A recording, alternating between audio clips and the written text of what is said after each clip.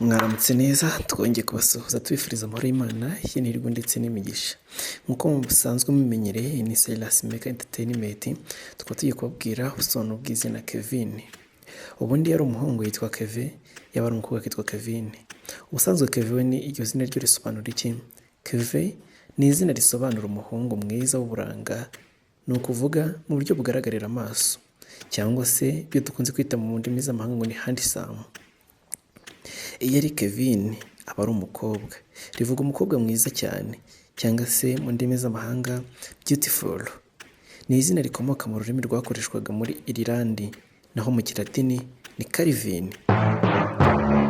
Icyo gihe muri Irilandi ryakoreshwaga basobanura umuntu w'imico myiza, umunyakuri kandi mwiza inyuma, bimwe bigaragarira amaso ku buryo buri wese imboni zibasha kubiruza.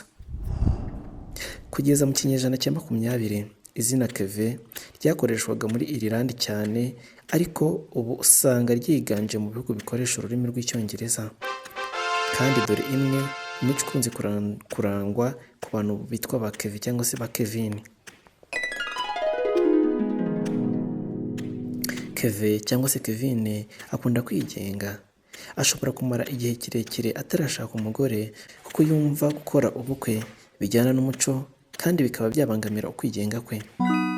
Uyu ni Kevin cyangwa se Kevin.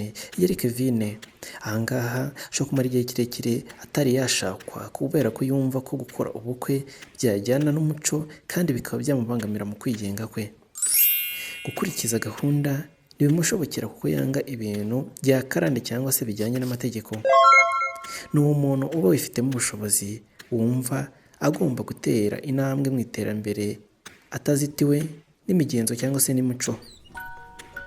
Kubera ko akunda gutuza agasesengura ibintu byose, akunze kuvamo umucurabwenge cyangwa se philosopher, cyangwa se umuntu ufite filozofi cyangwa se ibitekerezo, cyangwa umwarimu, kandi ibintu bye akunze kubigumana imbere muri we ntihagire undi abigaragariza kubera ko aba yumva we yakora analize ku giti cye. Iyo yumva ashaka kugira ibyishimo ahitamo kureka ubuzima bwe bwa wenyine akegera abandi. Akunda kuba umuntu ucecetse ku buryo abandi bashobora kumutekerereza nk'umuntu ufunga umutwe. Iyo Kevin cyangwa se Kevin afite igitekerezo cyangwa ikindi kintu ashaka kugeza ku bandi, akoresha inyandiko aho gukoresha amagambo. Akunda gutembera mu busitani no kwishimira kureba ibidukikije. Iyo akoze ubucuruzi cyangwa agiye mu rukundo biramuhira, kandi akunze kumenyekana mu baturanyi be kubera imico ye yo kudasahinda. Dore bamwe mu byamamare kandi bitwa iri zina. Hari ubita Kevin Anderson, umuririmbyi ukomoka muri Amerika.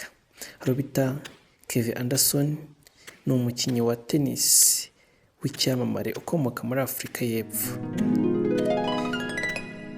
Ese ukurikije ibisobanuro by'izina Kevin cyangwa se Kevin, urabona bikurikije ubusobanuro cyangwa se imyitwarire y'uwo usanzwe uzi, cyangwa se niba ariko witwa, urabona bihuye n'ibisobanuro by'imyitwarire ugira?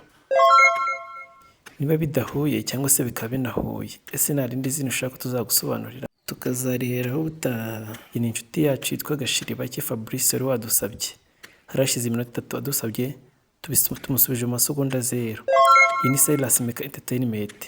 Niba ukiri mushyashya ku muyoboro wacu, kora subscribe, nurangiza sharing byibuze abantu 10 iyi video, hanyuma nawe twandikire muri comment tubwire ngo nshaka ko munsobanurira izina.